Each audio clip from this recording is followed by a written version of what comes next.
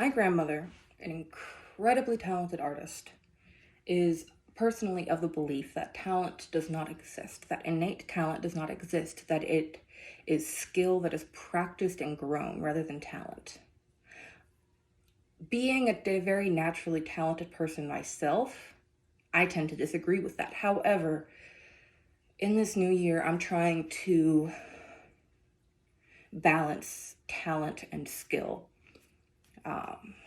Not taking my natural talent for granted, not degrading the level of talent that I have in my mind, but also not letting it rot.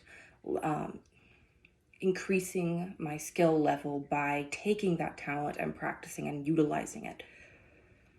It's embarrassing for me because I hate to feel like I'm rusty, like I'm not performing at the best of my ability, because I'm a perfectionist and because I'm naturally talented, because things have come easy to me.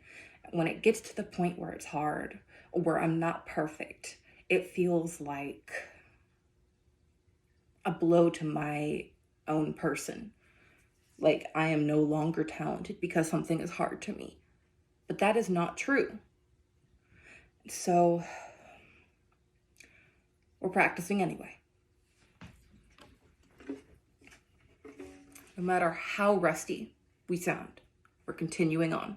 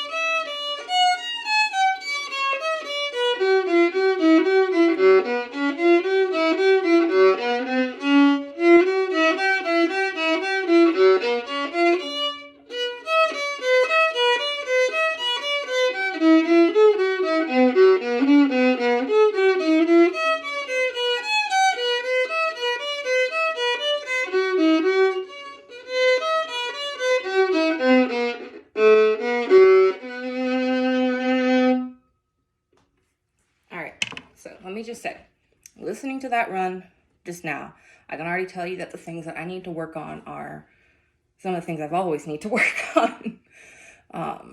Moving from the wrist and not from the elbow, and not clamping with this hand. But those will give me better sound, better note clarity, better bow stroke clarity. But those are things that I can practice, and those are things that I will be practicing and that I will gain skill in. But again, not taking my natural talent for granted. Today is the first time I've picked up my violin in months easily. And it's the first time in probably years that I've tried to just do exercises like from a book. I asked for some of my old practice books for my birthday this year, because I used to use the Wolfart books when I took lessons, and so I asked for them because I couldn't find my old ones, and so I'm going to be going through them, working my way through them until I'm satisfied with how each piece sounds. But today was the first time in a very long time, and probably close to almost a decade, that I have tried playing from one of these books. And the first time in years that I've tried playing just straight from sheet music. And I was scared. I was scared that it wouldn't live up to my memory of perfection, that I would be embarrassed and ashamed of myself But that's what I mean. And this is what I mean when I say that talent and skill aren't mutually exclusive. That you can build up skill while also not taking natural talent for granted. Because I have been so focused on the degradation of my skill level, of not keeping up with the practiced skills that I developed, that I forgot just how much natural talent I have. I was scared that I wouldn't be able to read that I wouldn't be able to sight read the music, but I am able to, because I opened up the book and I grabbed my violin and I started playing, and I was able to play. Because talent and skill aren't mutually exclusive. My skills are rusty. I need to practice and polish my skills, but my talent is still there. I have anxiety, so of course I get anxious about things. I'm a perfectionist. Of course I get anxious about the things that I do. But